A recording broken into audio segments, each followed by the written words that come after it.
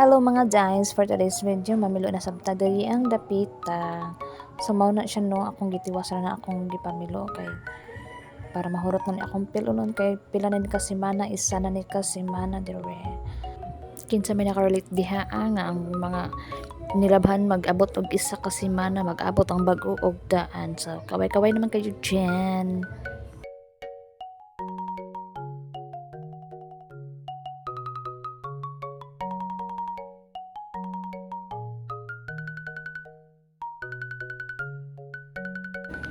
So nananta diri sa mga panty section, mga gagmay kaayo. So mo din akong pinaka-hit nga piluno nga kani mga gagmay kaayo nga dugay kayo mahuman.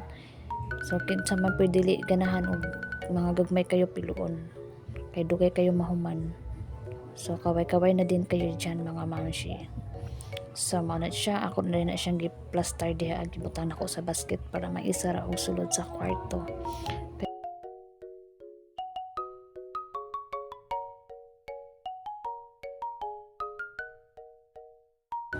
Ako na rin ang i-plaster diha sa Durabox. So ako na nang gihanger ni mga bra. So kamo mga mamshi unsa ano niyo inyong mga bra o butang i-fold ba ninyo or inyong i-hanger. So comment down below.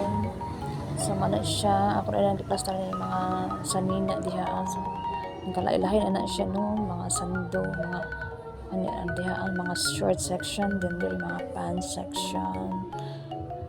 Mana siya diha mga sanina na diha.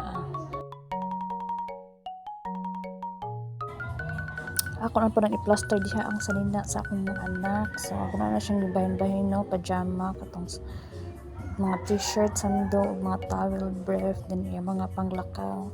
So diha ako nang i-plaster niya mga pangbalay, sando. So ako na nang galahi ng mga pajama. So mga sando na siya. Yung mga t-shirt na dayon kay para dali rin niya makuha. Din ka na siya mga panglakaw. Yung mga medyas na diha o mga brief na diha. Sige lang tag pamlaster diha ano niya minutes agawa na gubot na dayon. So, Marta guys, thank you for watching. Bye!